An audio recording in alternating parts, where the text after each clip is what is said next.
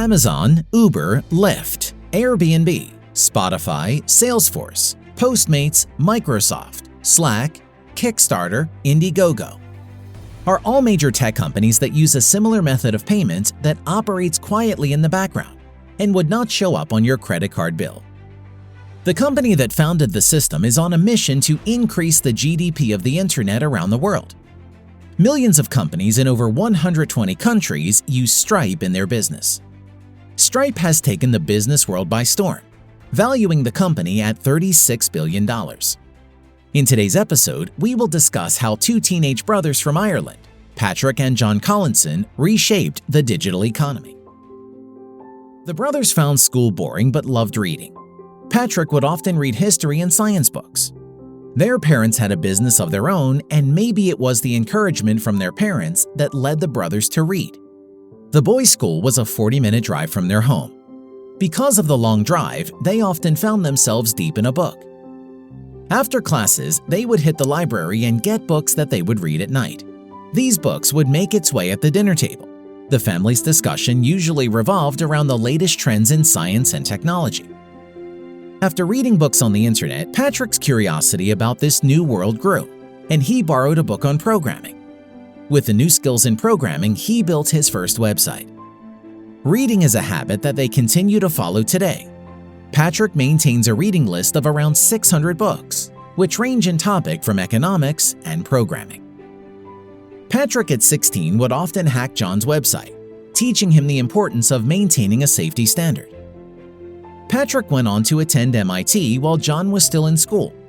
It was at this time when he decided to get started on a company called Shupa, Shop in Limerick. The idea behind Shupa was to build a better version of eBay. However, Enterprise Ireland did not allocate funding to the company, prompting him to move to California. After applying to Y Combinator, which provides early funding for startups, he merged with Colvir and Harjeet to build Auctomatic. He moved to an apartment in San Francisco, raised angel funds, and went to work. The move to San Francisco was possibly one of the most valuable assets. Having all these other people building startups and having them want to help us because we were a fellow YC company, that was super valuable for us. On Good Friday of March 2008, Collison at 19 and his brother at 17 sold Auctomatic to a Canadian company, Live Current Media, for $5 million. After selling the company, the brothers started working on apps. As they were working, they saw a pattern that kept interfering in their work. Accepting payments on the web. It was harder to accept payments on the web than to actually create a program. At the time, other companies were either building their own system for processing payment or using PayPal, which took the user to a different page for processing a payment, and also came with too many regulations and setup fees. They asked themselves that why should they work on problem few care about when they could fix a problem that could solve the world's infrastructure? Patrick discussed the idea of an online payment method with his brother, and his brother reportedly said, "Yeah, let's do it. How hard could it be?" And they went to work in the fall of 2009. By now, John had dropped out of Harvard. Their first funding came from Y Combinator.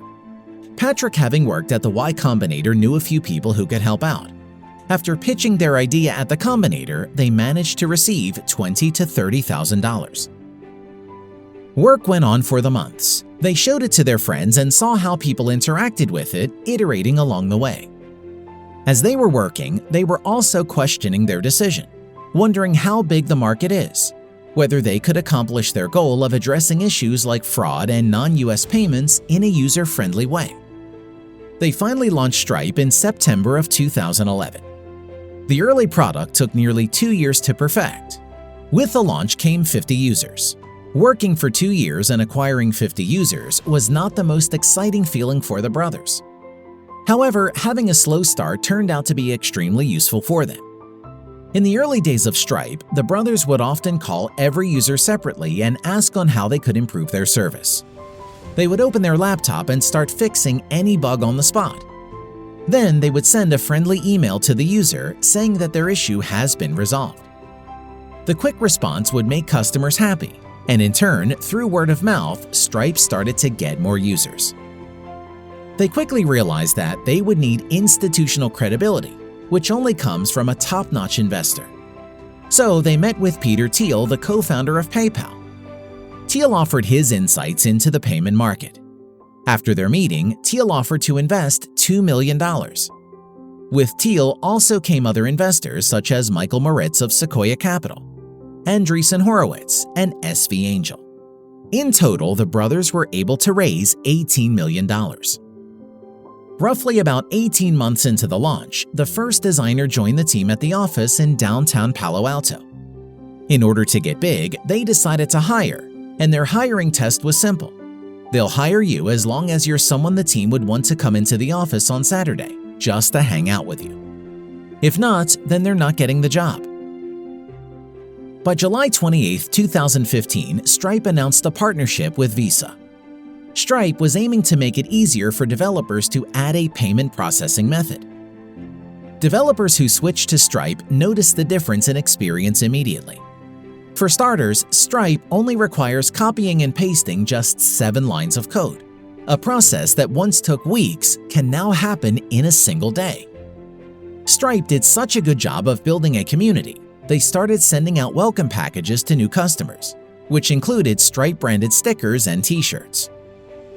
By 2016, the company took out a $250 million line of credit from Barclays, Goldman, JP Morgan Chase, and Morgan Stanley. Unlike PayPal, Stripe does not insert itself into the buying process. When a buyer buys something online, Stripe gets out of the way and does its job in the background. This gives customers a much smoother experience for payments, especially when they are purchasing items from their tablet or iPhone. As successful as Stripe is, the founders are some of the most humble individuals. It is said that John doesn't have an office or even a desk. He often works at a shared table. His older brother Patrick, who is CEO, has a small desk crammed between a wall. There are 2 major reasons for the success of Stripe. 1, focus on making it developers' life easier, and 2, word of mouth.